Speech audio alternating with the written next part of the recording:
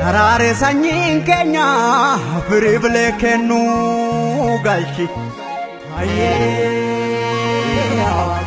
gada roba nagaya barre kuba gabi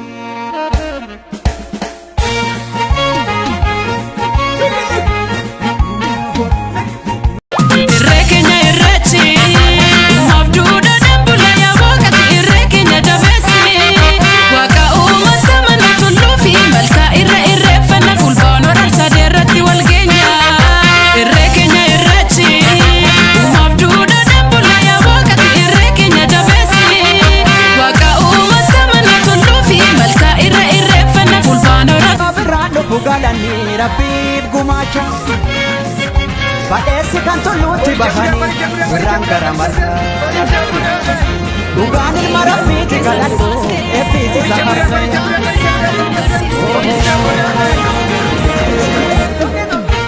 Oromo Bahatiya Narga Oromo Ada Dadda Chalakisi Sunarga Oromo Ufata Ada Garagara Ufate Ufunarga Oromo Sirbota Garagara Sirbun Arga Kunimmo Oromummaa ko caala akkam boon Oromummaa ko caala akkam beeku wanna na taasisu keessa isa guddaa fi isa olaanaadha jedhee yaada.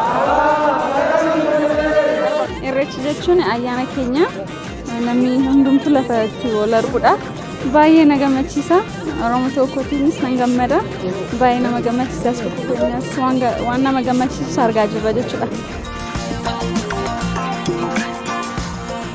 Uummanni Oromoo Oromiyaa mararraa walitti qabame bakka kanatti uumaasa sababa gannaa dukkana gannaa nu dabarsiteef galatoomii uumaa keenya birraa kee kanammoo nagaan nu dabarsii waggaan nu ga'e jedhee sannitti waaqa galateeffatuu fi akkasumas bara sattaanuuf waaqa itti kadhataa jechuudha.